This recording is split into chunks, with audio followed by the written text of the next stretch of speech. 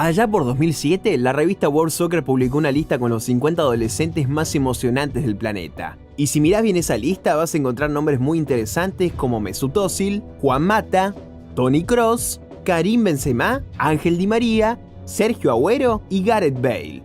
Pero si vas al puesto número 1, el jugador que estaba por encima de todas estas leyendas era nada más y nada menos que Sadik Adams. Y sí, ya sé lo que estás pensando. ¿Quién demonios es Sadik Adams? Puede que hoy no lo conozca mucha gente, pero en aquel momento este prometedor delantero centro de Ghana era uno de los talentos jóvenes más impresionantes de todo el continente africano. Y su historia es sin duda una de las más interesantes y aparentemente desafortunadas de las que alguna vez hablé, porque pasó de brillar en el escenario mundial a enfrentar problemas legales y ser perjudicado por la FIFA, por su club y hasta por su propia familia. Así que veamos exactamente qué fue lo que le pasó a Sadik Adams. Por favor, te pido que me dejes tu like, ayudaría muchísimo.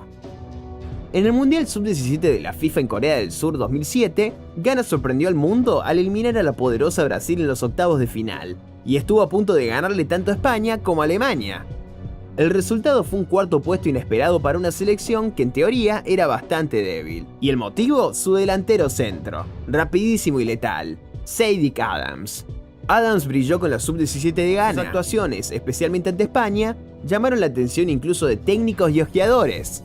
Después de todo, estaba rindiendo al nivel, o mejor, que las promesas más importantes de la liga. Sadik tenía una velocidad impresionante, técnica y un instinto goleador que lo hacían destacar mucho por encima de sus compañeros a tan corta edad. Su talento era innegable, y no tardó en llamar la atención. Y hay que entender algo, a comienzos de los 2000 los delanteros potentes y físicos estaban de moda. Tenías a Ronaldo, Adriano, Van Nistelrooy, Drogba y Ibrahimovic. Y probablemente por eso fue considerado el futbolista joven más emocionante del mundo en ese momento. Él mismo lo dijo: no podía creer que me eligieran entre los 50 más emocionantes del mundo, con nombres tan grandes. Mi país incluso salió cuarto en ese torneo.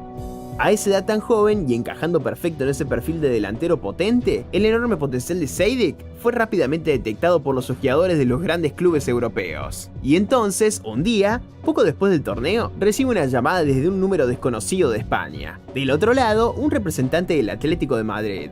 Obviamente, el joven Sadik no tenía idea de cuán serio era ese interés. Estaba feliz por la llamada. Sí, pero no esperaba demasiado, hasta que literalmente al día siguiente todo cambió. Un representante del Atlético de Madrid viajó a Ghana y le ofreció un contrato, y en apenas 3 días, Sadik ya tenía su visa española en mano y estaba rumbo a Madrid. Imagínate, un pibe de Ghana, un país donde las oportunidades y hasta la infraestructura futbolística son muy limitadas, de repente tenía en sus manos una chance que le podía cambiar la vida, firmar con uno de los clubes más grandes del mundo. Pero como todavía era menor de edad, la FIFA no le permitió firmar un contrato profesional, y el Atlético no tuvo más remedio que inscribirlo solamente en el equipo filial. Pero en ese momento, a Sadik eso no le importaba en lo más mínimo, porque una vez que llegó a España, empezó a rendir. Marcó 9 goles en 22 partidos con el Atlético Madrid B.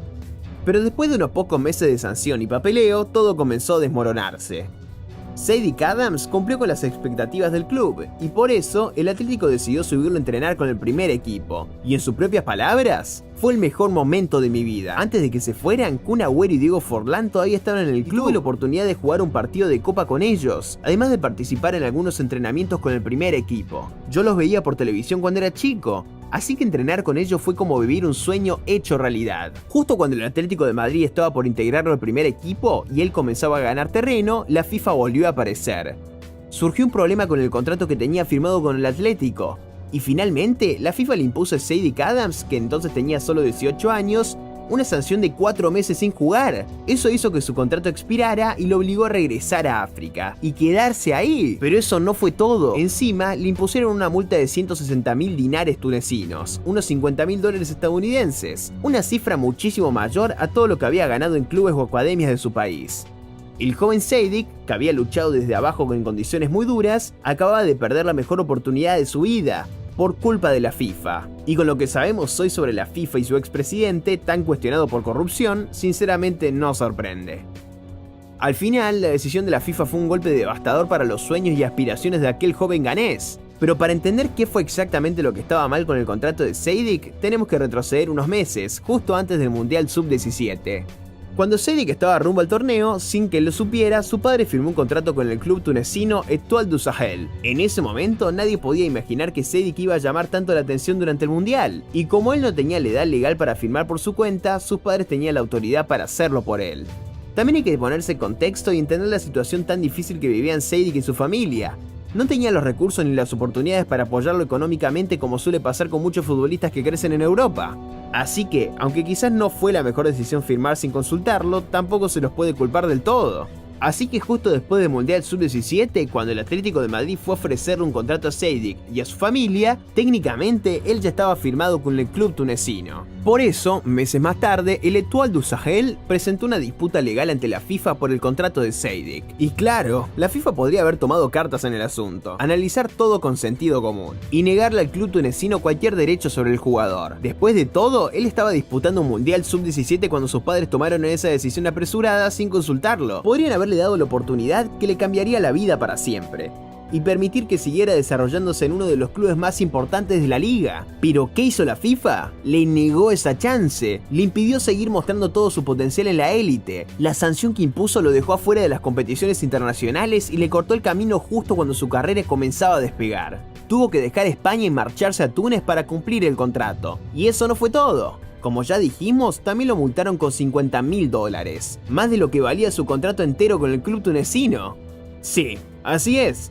La FIFA realmente le cobró esa suma a un chico ganés que venía de condiciones muy humildes, el equivalente a lo que gana un estadounidense promedio en todo un año. Y hay que aclarar, Seydik nunca tuvo un contrato profesional con el Atlético, estaba con un acuerdo provisional en el equipo B, estaba a un paso de dar el salto al primer equipo, antes de que todo se viniera abajo. La FIFA, básicamente, permitió que el club tunecino se aprovechara de uno de los talentos africanos más prometedores, sin siquiera pagarle un salario digno. Y después de todo eso, Seydik ya estaba en su 20 y pico. Sin experiencia real en el fútbol de primer nivel y obligado a jugar en ligas que no tenían el respeto del mundo futbolístico. Seydik decidió probar suerte en una liga que, en sus propias palabras, fue una pesadilla. Mi experiencia en Serbia fue la peor de mi vida, la peor decisión de mi carrera. Y todavía me arrepiento. Viví un infierno por culpa de racismo. Fue horrible. Para un joven africano como yo, no es una excusa, pero ser negro, estar solo, sin familia, en un país extranjero, a veces es muy difícil. Un hombre blanco no se da cuenta de que al lado suyo hay un compañero negro que está sufriendo. Yo sentía que tenía que ser fuerte para ayudar a mi familia, sobre todo en lo económico, pero fui feliz cuando dejé Serbia. Esa decisión de irse de Europa del Este lo fue alejando cada vez más del foco internacional, y con el tiempo Seydik volvió a Ghana, donde pasó la mayor parte de su carrera moviéndose entre ligas africanas y equipos de Arabia Saudita. Seydik nunca pudo convertirse en una estrella mundial, en parte por los golpes mentales y legales que recibió en su carrera. Ellos disfrutan del fútbol, pero nosotros no. Hay tanta presión. Eso es lo que digo.